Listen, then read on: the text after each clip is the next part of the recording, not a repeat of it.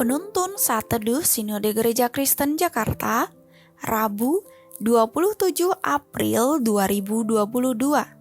Judul renungan, Catatan Kesalahan. Nats Alkitab terambil di dalam kitab Mazmur pasal 130 ayat 3-4. Jika Engkau ya Tuhan mengingat-ingat kesalahan-kesalahan, Tuhan, siapakah yang dapat tahan? Tetapi padamu ada pengampunan, supaya engkau ditakuti orang.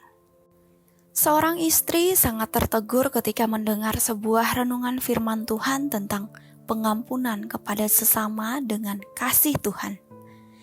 Dia menyimpan semua kesalahan suaminya sejak masih pacaran dalam sebuah buku catatan. Semua kesalahan suaminya, sekecil apapun, dituliskan dan disimpan dalam buku catatan itu. Alasannya, menurut dia, mengampuni dan menuntaskan kesalahan orang lain, terutama suaminya itu, tindakan yang tidak adil untuk dilakukan. Namun, setelah memahami firman Tuhan, semua catatan dituliskan kembali olehnya dengan perspektif pengampunan yang total dari Tuhan. Semua kisah itu telah berubah. Kita mungkin masih memandang pengampunan Tuhan seperti catatan lama oleh sang istri. Kita tidak percaya pengampunannya yang sempurna bagi kita. Kita menganggap ingatan Tuhan akan dosa-dosa yang sudah diampuninya akan selalu tercatat dan tidak pernah diselesaikan olehnya karena kemahatauannya. Kita lupa semua dosa kita sudah ditebus dan diselesaikan di atas kayu salib. Pada nats hari ini, dari jurang yang dalam, pemazmur berseru kepada Allah. Ia menyadari segala kelemahan dan kesalahannya karena berbagai hal yang telah ia lakukan di masa lalu. Jika Engkau, ya Tuhan, mengingat-ingat kesalahan-kesalahan, Tuhan, siapakah yang dapat tahan?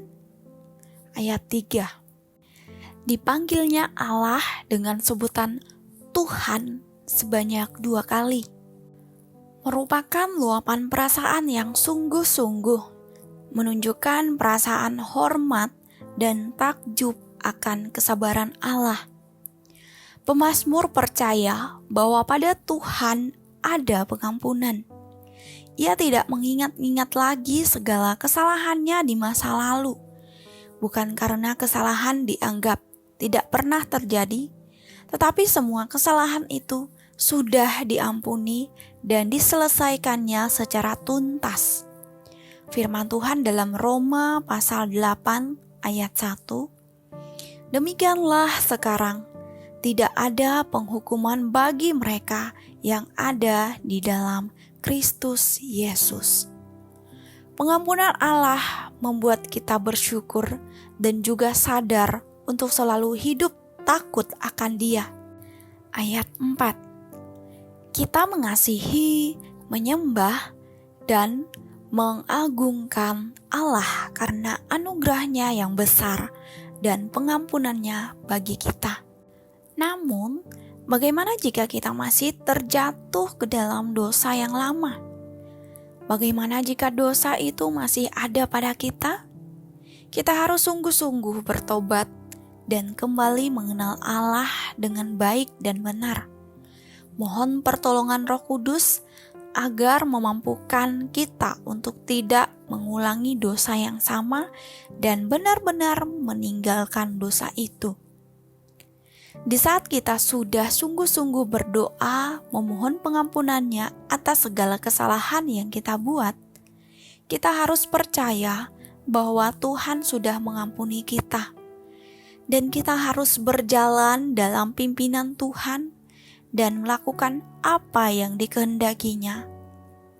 Kita harus tahu bahwa dalam Tuhan Yesus ada pengampunan yang pasti.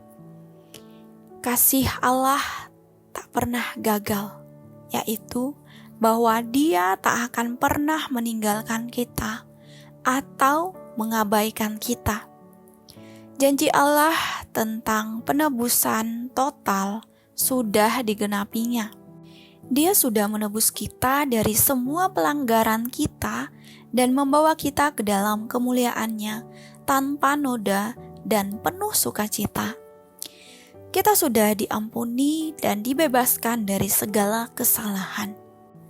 Ketika kita diampuni Tuhan, maka Dia membebaskan kita dari segala kesalahan dan menuntun kita untuk berjalan dalam kebenaran-Nya.